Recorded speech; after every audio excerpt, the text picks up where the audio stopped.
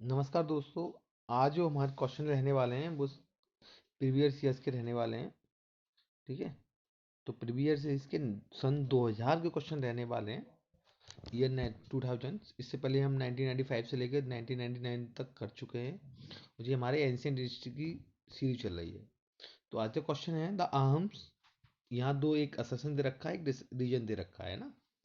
Assertion एक अभिकथन होता है और यहाँ एक कारण है कि जो यहाँ लिख रहा है इसके बारे में जो ये कथन हमारा सही है एकदम। क्या रीजन है उसका?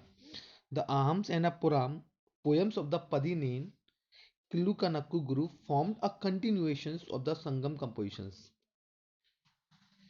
मतलब आहम पुराण ये पोयम है, वो एक पदिनेन किल्लुकनक्कु ग्रुप है। वो बताता है कि एक संगम कंपोजिशन का एक कंटिन्यूएशन हो रहा था, वहां पर कुछ काम चल रहा था। ठीक है, बरकरार चलता रहा। रीजन है they were included under the post Sangam works as against the Sangam works proper. Statement है इसकी, दोनों स्टेटमेंट सही है और जो रीजन दे रखा आर इसका करेक्ट एक्सप्लेनेशन है। दोनों सही है लेकिन आर उसका करेक्ट एक्सप्लेनेशन नहीं है। सी है कि ए सही है लेकिन आर यहाँ पर गलत है।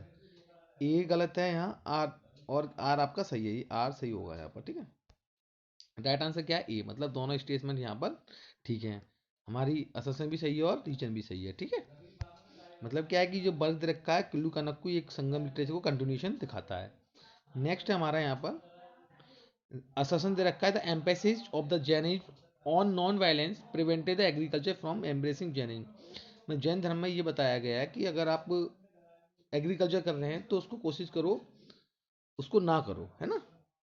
तो क्यों? क्योंकि कल्टीवेशन करने से किलिंग होती है इंसेक्ट की और पेस्ट की। तो वही है उसी तरह कि दोनों सही है, उसका आर करेक्ट एक्सप्लेनेशन है। दोनों सही है लेकिन आर उसका करेक्ट एक्सप्लेनेशन नहीं है। ए सही है लेकिन आर गलत है यहाँ पर, और ए गलत है यहाँ, आर सही है। तो राइट आंसर क्या हमारा? ए वाला। बहुत दोनों स्टेटमेंट सही है क्योंकि जैनिन बताता है कि अगर आप एग्रीकल्चर में एक्टिविटी में इन्वॉल्व हो तो उसे इंसेक्ट और पेस्ट मारे जाते हैं, जो कि नॉन वायलेंस का एक पार्ट में थोड़ा नहीं आता है ना। नेक्स्ट क्वेश्चन है थर्ड वाला। The origin of the feudal system in ancient India can be trace to the military campaigns.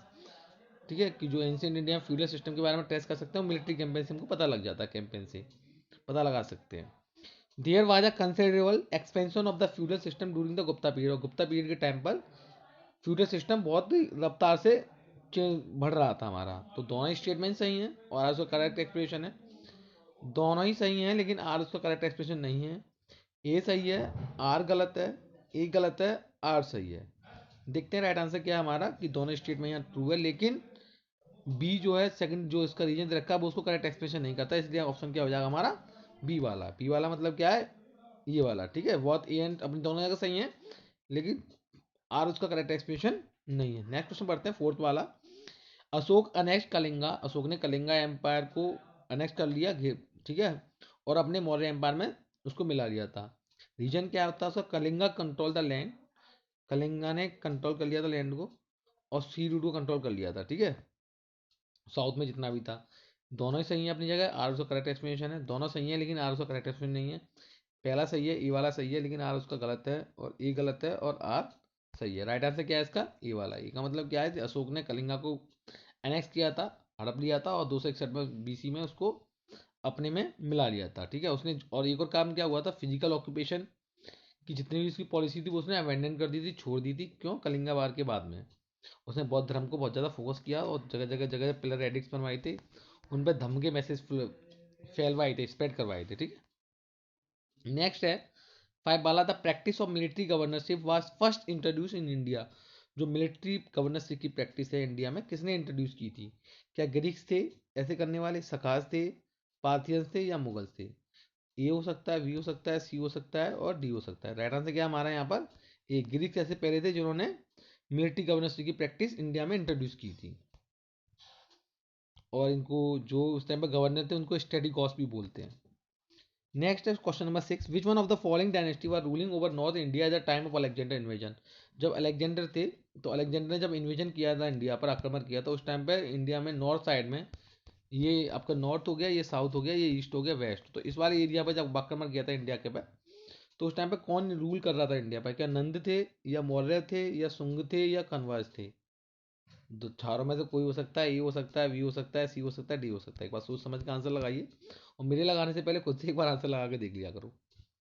Next है इसका आंसर ए वाला है हमारा। ए का मतलब क्या होता है, नंद थे उस टाइम पर रूल कर रहे थे, नंदवन। तो अलेक्जेंडर ने इन्वेंशन किया, सॉरी जो इन्वेजन किया था वो 326 बीसी में किया था, और नंद उस टाइम पर रूल कर रहे थे इंडिया में। इनके बाद में जो आए मौर्य वंश आए, जिसमें चंद्रगुप्त मौर्य बहुत इंपॉर्टेंट राजा हो जाते हैं, और सुंग डायनेस्टी आई, फिर कंवर डायनेस्टी आई। तो आज के जो हमारे 6 क्वेश्चन कंप्लीट होते हैं सन 2000 के, इनसे हिस्ट्री के। आप देखते हो आज नई डायनेस्ट नया ग्रुप करते हैं, जो कि हमारा इंटरनेशनल ऑर्गेनाइजेशन G7। इससे पहले हम G20 कर चुके हैं। तो एक मैंने बताया आपको कि G20 है ना, G20 का जो फाउंडिंग स्टोन जो रखा था वो G7 ने रखा था। लेकिन G7 खुद अपने आप में 1975 में बनी थी, और जो उसके बनाने वाले वो 6 मेंबर थे। 6 member Germany, Italy, France, United kingdom, Japan, USA. लेकिन 1976 में कनाडा भी इसमें शामिल हो गया। रीजन क्या था बनाने का, क्योंकि उस वक्त ग्लोबल क्राइसिस चले थे। ग्लोबल क्राइसिस को टेक ओवर करने के लिए, खत्म करने के लिए ये ग्रुप बनाया गया। G7 एक कोई ट्रीटी से नहीं बनाया गया, ऐसी इनफॉर्मल आए हैं और एक अपना ग्रुप बना शुरू कर दिया है। इसका कोई भी परमानेंट सेक्रेटरी नहीं है, इस बात को दिमाग में डाल लीजिए। और बहुत इंपॉर्टेंट पॉइंट है, ये एक साल में एक बार मिलना है। जितनी भी ग्लोबल इकोनॉमिक गवर्नेंस के लिए, इंटरनेशनल सिक्योरिटी के लिए और एनर्जी पॉलिसी पे डिस्कशन करते हैं। और इंपॉर्टेंट फैक्ट देखें, G7 में अब 7 मेंबर हो चुके हैं। 1975 में पहली मीटिंग की थी 6 ने। 40% ये वर्ल्ड की ग्लोबल जीडीपी को कवर करते हैं। 1/10 इसमें वर्ल्ड की पॉपुलेशन है। और 2014 की बात करें, रसिया को सस्पेंड हटा दिया, या इन्होंने सस्पेंड कर दिया था। ठीक है, G20 में। और क्या नाम है, पहले G8 थे एक तरीका से, रसिया बाद में मिल गया था। लेकिन 2014 में जो जो क्या नाम है, यूक्रेन का पार्ट है क्रीमिया, क्रीमिया को रसिया ने हड़प लिया था, अनेक्स कर लिया था, इसलिए इसको रसिया को यहाँ सस्पेंड कर दिया था। तो आज के देखो हम काफ़ी क्वेश्चन हमने 6 कवर कर लिए। काफ़ी नहीं, लेकिन 6 हैं सन 2000 के। धीमे धीमे क्वेश्चन की लेवल बढ़ाएंगे और क्वेश्चन भी बढ़ाएंगे, ठीक है। और ऑर्गेनाइजेशन अभी एक कवर करने की कोशिश करेंगे, एक दो एक और भी इसके साथ कवर करने लग जाएं, ठीक। तो thank you so much for this.